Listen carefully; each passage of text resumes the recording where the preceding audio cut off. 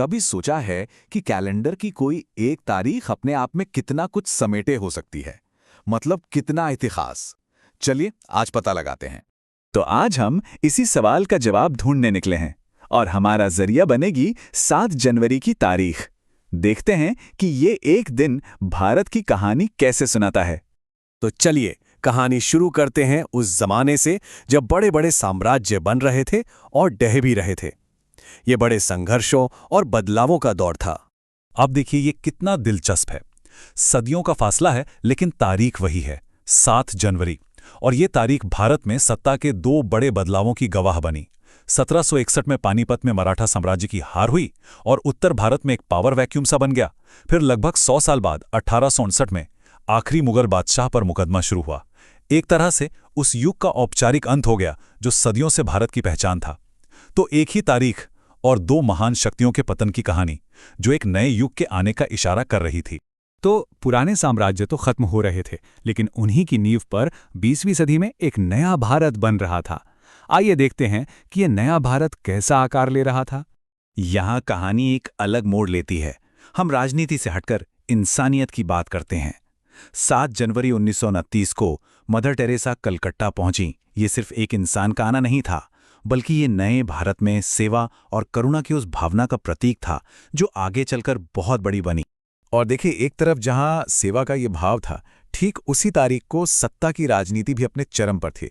1980 में इसी दिन इंदिरा गांधी ने जबरदस्त बहुमत के साथ सत्ता में वापसी की। तो एक ही तारीख पर हमें सेवा और सत्ता, नए भारत के 2 शक्तिशाली स्तंभ दिखाई देते हैं। चलिए अब आते हैं मॉडर्न इंडिया पर। यहां आकर भारत की कहानी और भी तेज और भी विविध हो जाती है। ये वो दौर है जहां आधुनिक भारत के कुछ बहुत जरूरी पल कैद हैं। जरा इस टाइमलाइन पर नजर डालिए। ये मॉडर्न इंडिया की रफ्तार और इसकी विविधता को दिखाती है। एक ही तारीख 7 जनवरी और कितने अलग अलग रंग। 1987 में खेल का जुनून, जब कपिल देव ने एक बड़ा रिकॉर्ड बना दिया। फिर 2003 में अंतर्राष्ट्रीय सहयोग का एक नया चैप्टर खुला। 2009 में कॉरपोरेट दुनिया में एक बड़ा संकट आया। 2010 में सुरक्षा से जुड़ी एक गंभीर चुनौती सामने आई।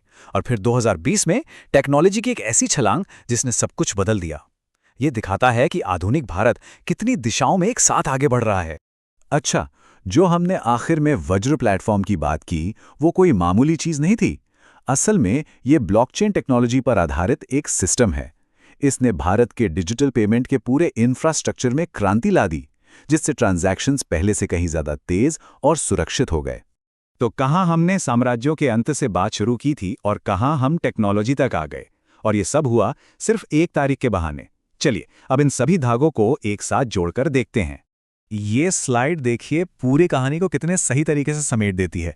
7 जनवरी की तारीख हमें दिखाती है कि एक देश का सफर एक साथ कई मोर्चों पर चलता है। ये पतन और उदय, सेवा और सत्ता, संकट और इनोवेशन, सबकी एक मिलीजुली कहानी है। तो अगली बार जब कैलेंडर पर नजर पड़े ना, तो ये जरूर सोचिएगा कि हर तारीख सिर्फ एक नंबर नहीं होती। ये अनगिनत कहानियों का एक दरवाजा है जो बस खुलने का इंतजार कर रहा है।